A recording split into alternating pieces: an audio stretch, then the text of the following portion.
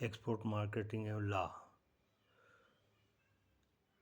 इस संबंध में ये है जो आपको जो आर्टिकल पॉइंट दिख रहे हैं, उनका उद्देश्य ये है कि कोई भी योजना आती है तो उसमें रुचि नहीं ली जाती है ज्ञान के अभाव में। जब ज्ञान प्राप्त हो जाता है तब उसमें जो अपने योजनाओं में रुचि लेकर कार्य किया जाता है।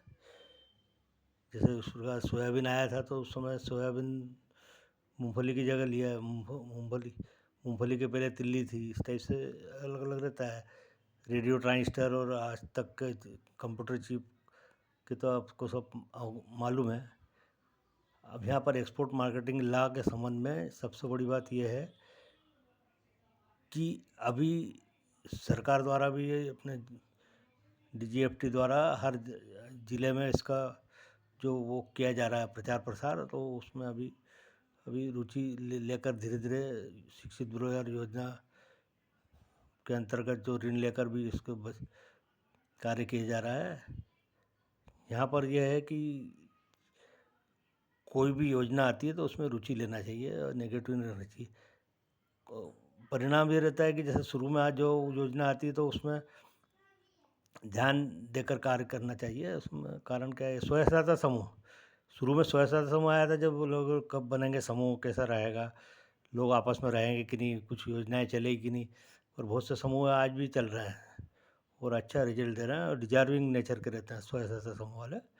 और एक्सपोर्ट मार्केटिंग ला के जो मतलब वीडियो आपने मतलब पहले भी मतलब जो मैंने बनाया वो उस पूरे चैनल में है। कृपया उसका अवलोकन करने की कृपा करें ताकि आपको उसमें एक बार में न बताया जाकर अलग अलग उसमें आपको टॉपिक वाइज आप उसको देख सकते हैं। उद्देश्य ये है कि अब मैं 70 वर्ष में चल रहा हूँ, रिटायर्ड डेवलपमेंट ऑफिसर होकर।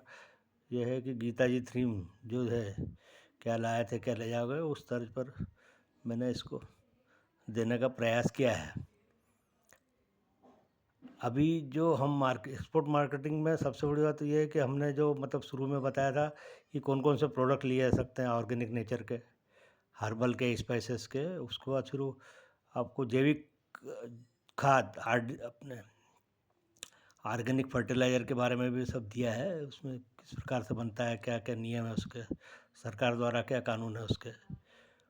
और इसके बाद जो आपको बताया था एक्सपोर्ट मार्केटिंग में लेटर ऑफ क्रेडिट का, तो लेटर ऑफ क्रेडिट में क्या क्या बात ध्यान रखना चाहिए, इसके वीडियो मतलब बनाने का प्रयास आज हो रहा है।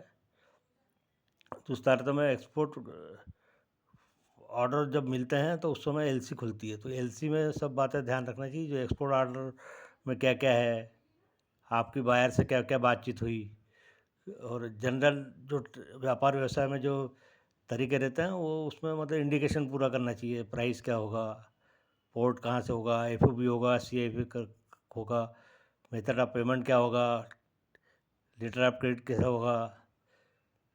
उसको प्रोफार्मा पहले भेजते हैं वो इम्पोर्टर। वो इम्पोर्टर को उस प्रोफार्मा में आप संशोधन भी कर सकते हैं, उसको संशोधन करके उसको भेज सकते हैं। और ये ज़रूरी नहीं कि LC जो खुल जाए तो उसके बाद संशोधन नहीं कर सकता है, उसमें और मतलब आपसी सहमति से और उसको अपने समन्वित किया जा सकता है, संशोधित कर कर। लेटर ऑफ क्रेडिट के बाद जो माल भेजने की प्रक्रिया है उसमें कस्टम लॉ का पूरा ध्यान रखें। DGFT द्वारा जो बताया गया नियम वगैरह है उसका भी पालन करें। पैकेजिंग एक्ट वगैरह दिया हुआ है तो उसमें मतलब बहुत ज़रूरी है पैकिंग ब्रांडेड माल ही मतलब अधिकतर भेजे, स्पाइसेस और हर्बल के। रॉ मटेरियल जो रहता है तो उसको मतलब अपने इंडिकेट करना ज़रूरी है कि ये इंडस्ट्रियल पर्पज़ के लिए है या काय के लिए है, इस टाइप से।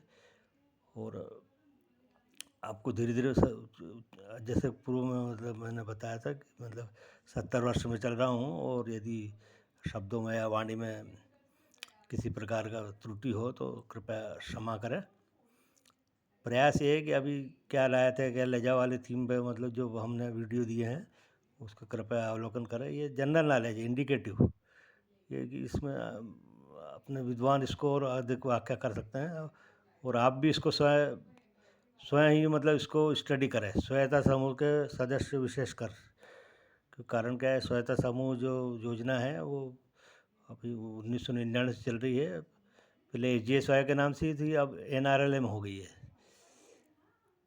तो एनआरएलएम में जिसके काफ़ी ने इसको वो दिए हैं। और आपको आपने इतना समय दिया, इतना वीडियो देखा आपने, इसके लिए धन्यवाद।